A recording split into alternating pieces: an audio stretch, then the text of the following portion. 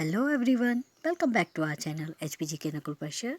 आज मैं आप लोगों के लिए लेके आई हूँ most expected questions for HP TET TGT and PGT के लिए, जो कि आपके बहुत ही इम्पॉर्टेंट हैं।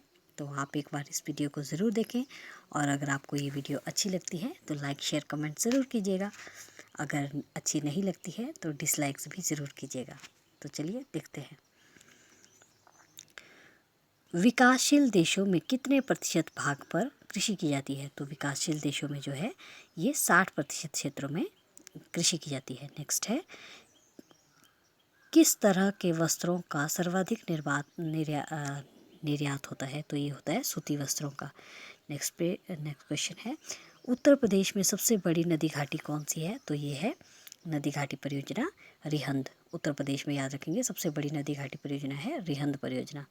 सबसे खारा जल कौन सा होता है? तो ये समुद्र का जल जो है सबसे खारा होता है। ऊर्जा का परंपरागत साधन कौन सा है? तो ये है प्राकृतिक गैस। नेक्स्ट है, बॉम्बे हाई क्या है? तो ये खनिज तेल क्षेत्र है। चक्रवातों का संबंध किससे होता है? तो ये होता है समुद्री तटों से, क्योंकि चक्रवात जो है समुद्री तटों में आते हैं। भूस्खलन क्या है? तो पर्वतीय ढालों का विखंडन, ये भूस्खलन है। नेक्स्ट है, पृथ्वी की रक्षा कवच किसे कहते क्या होती है? जो पृथ्वी की रक्षा कवच है ये है ओजोन परत, जो कि कहाँ पाई जाती है?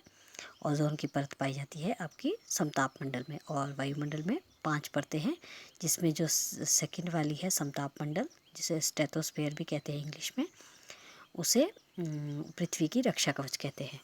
नेक्स्ट क्वेश्चन देखते हैं, ग्रीष्म ऋतु में होने वाली वर्षा को क्या कहते हैं? तो इसे कहते हैं उष्णकटिबंधीय वर्षा। नेक्स्ट देखते हैं, पृथ्वी अपने अक्ष पर कितने अंश पर झुकी हुई है? तो ये 23.5 डिग्री पे झुकी हुई है। नेक्स्ट क्वेश्चन है, सूर्य की किरणों को पृथ्वी तक आने में कितना समय लगता है? तो 8 मिनट 16.6 सेकंड। तो आपने 8 मिनट तो याद रखनी ही है, कई बार सेकंड में ऊपर नीचे कर दिया गया होता है, तो आपने 8 मिनट 16 सेकंड तो याद रखनी ही है। नेक्स्ट है, और सूर्य का प्रकाश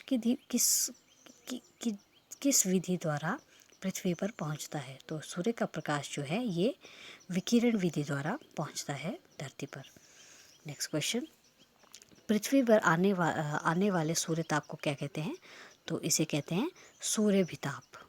नेक्स्ट है, किस खनिज को काला सोना कहा जाता है? तो कोयला को जो है काला सोना कहा जाता है। और अगर कोयला ऑप्शन में ना हो तो पेट्रोलियम, आप पेट्रोलियम के साथ जाइएगा। नेक्स्ट क्वेश्चन है, भारत में मोटर वाहनों का निर्यात किस बंदरगाह से किया जाता है? तो ये किया जाता है जवाहरलाल नेहरू बंदरगाह से। नेक्स्ट है, कुटीर ज्योति का संबंध किससे है? तो ये है गरीब परिवार को निशुल्क विद्युत कनेक्शन देना, ये कुटीर ज्योति योजना का संबंध है। भारत में ऊन का प्रथम मिल कब लगी थी? तो ये लगी थी 1870 में कानपुर में। नेक्स्ट है, चमड़ा उद्योग के लिए भारत में कौन सा स्थान प्रसिद्ध है? तो ये है आगरा। और आगरा में ताजमहल है, और जो आगरा का लाल किला है वो अकबर ने बनाया है। तो आप ऐसी बात जो बीच में मैं इम्पॉर्टेंट फैक्ट्स बताती हूँ वो आप ज़रूर याद रखिएगा, क्योंकि एग्ज़ाम में कई बार ऐसे क्वेश्चन भी पूछ लिए जाते हैं। भारत में मरुस्थल की राजधानी किसे कहा जाता है? तो ये है जैसलमेर। ग्रीष्म ऋतु में चलने वाली हवाओं को क्या कहते हैं? तो इसे कहते हैं लू। इंद्रधनुषी क्रांति किस क्षेत्र में चलाई जाती है? तो ये कृषि के क्षेत्र में चलाई जाती है। ग्रेनाइट, डोलेमाइट और बेसाल्ट किस प्रकार की चट्टानों के उदाहरण हैं? तो ये हैं आग्नेय चट्टानों के। और चट्टानों से रिलेटेड मैंने बहुत अच्छी ट्रिक बनाई है, जो अगर आपने अब तक नहीं देखी तो जल्दी से देख लीजिएगा। मोरान खनिज किस राज्य में हैं? तो ये है मोरान जो खनिज है ये असम में है, और असम की राजधानी है दिसपुर। महाराष्ट्र में किस नदी का विस्तार सबसे अधिक है? तो ये है गोदावरी का। भारत में पहला कृषि विज्ञान केंद्र कहाँ स्थापित किया गया? ये किया गया पौंडीचेरी में, जिसे आजकल पुदुचेरी भी कहते हैं।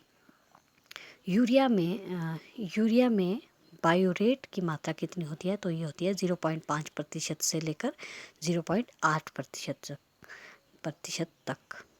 किस बंदरगाह से कोयले के खदान हेतु यंत्रीकृत सुविधा उपलब्ध है? तो ये है पारादीप। भारत में समुद्री मत्स्य उत्पादन में कौन सा राज्य प्रथम है? तो ये है गुजरात।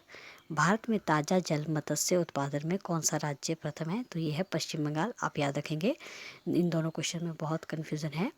भारत में समुद्री मत्स्य उत्पादन में कौन सा राज्य, जो समुद्री मत्स्य उत्पादन है उसमें प्रथम राज्य है गुजरात, और जो ताज़ा जल मत्स्य है उसमें है पश्चिम बंगाल। और आज का लास्ट क्वेश्चन, दक्षिणी भारत के पठारी प्रदेशों को कौन सी नदी दो भागों में विभाजित करती है? तो उस नदी का नाम है नर्मदा नदी। और नर्मदा और तापी दो ऐसी नदियाँ हैं जो पश्चिम की ओर बहती है और अरब सागर में गिरती है। तो एक बार फिर से इस क्वेश्चन को देख लेते हैं। दक्षिण भारत के पठारी प्रदेशों को कौन सी नदी दो भागों में विभाजित करती है? और वो है नर्मदा नदी। और आज का आपके लिए क्वेश्चन है कि जो वृहद गंगा है वो किस नदी को कहा जाता है? और अगर आपको आता है ये क्वेश्चन तो ज़रूर इसका जवाब दीजिएगा, क्योंकि मैंने नदियों वाले टॉपिक में इसको बहुत अच्छे से बताया हुआ है। तो अगर आपको ये वीडियो अच्छी लग रही है तो प्लीज़ इसे लाइक शेयर ज़रूर कीजिएगा, और अब तक अगर सब्सक्राइब नहीं किया तो जल्दी से सब्सक्राइब कर लीजिए। Thanks for watching.